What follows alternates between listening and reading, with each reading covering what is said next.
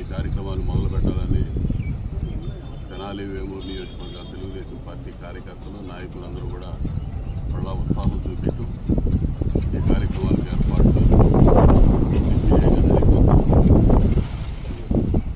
ఇది జాతీయ స్థాయిలో జరిగే ఈ ప్రదర్శనలో ఆంధ్రప్రదేశ్ తెలంగాణ రాష్ట్రాల నుంచి పందిపేటలన్నీ కూడా మన ప్రాంతానికి రాబోతా ఉన్నాయి. దాదాపు ఈ వారం రోజులు కూడా పండుగ వాతావరణంలో ఈ కార్యక్రమాలు జరగబోతా ఉన్నాయి. రోజు వేలాది మంది, వారం రోజుల్లో లక్షలాది మంది ప్రజలు ఈ పోటీలు తిలకించి ఆనందించబోతా ఉన్నారు. ఇవన్నీ కూడా స్పోర్ట్స్ స్పిరిట్తో, క్రీడా స్ఫూర్తితో జరుగుతాయి ఈ కార్యక్రమాలన్నీ కూడా. ఎవరు కూడా వేరుగా భావించాల్సిన అవసరం లేదు.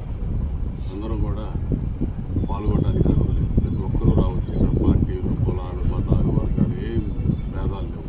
అందరూ పాల్గొని అందరూ మీరు సంతోషంగా ఈ కార్యక్రమాన్ని విజయవంతం చేయాలని మేము ఆహ్వానం పలుకుతాము. మరి గత 10-15 రోజులుగా మా నాయకులు, కార్యకర్తలు, ఆహ్వాన కమిటీ ఈ ఏర్పాటులో నిమగ్నమై ఉన్నారు. మొత్తం కూడా యుద్ధ ప్రాతిపదికన ఈ కార్యక్రమాలు జరుగుతూ ఉన్నాయి. దాదాపు 90 నుంచి 100 ఎడ్ల జతలు వస్తాయని చెప్పి మేము అంచనా వేస్తూ ఉన్నాం. అదేవిధంగా పశుపాల ప్రదర్శనకు సంబంధించి కూడా ఉమ్మడి గుంటూరు జిల్లా పశువులు మాత్రమే రావాలనే ఒక నిబంధన ఉంది.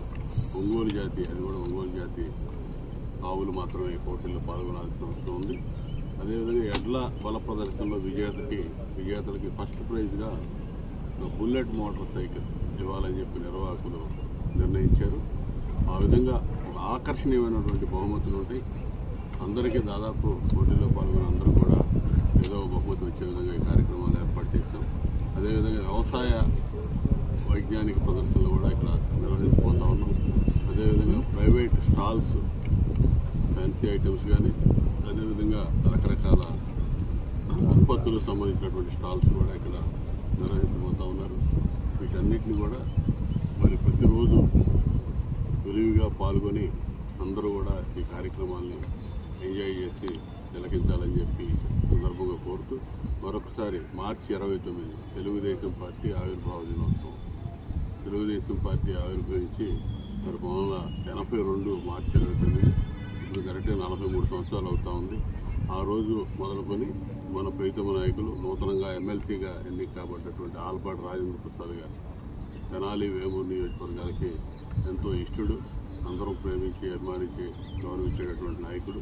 ఆయన పుట్టినరోజు ఏప్రిల్ 4వ తేదీ. ఆ రోజు వరకు కూడా, ఆ రోజు ఫైనల్స్ జరుగుతాయి.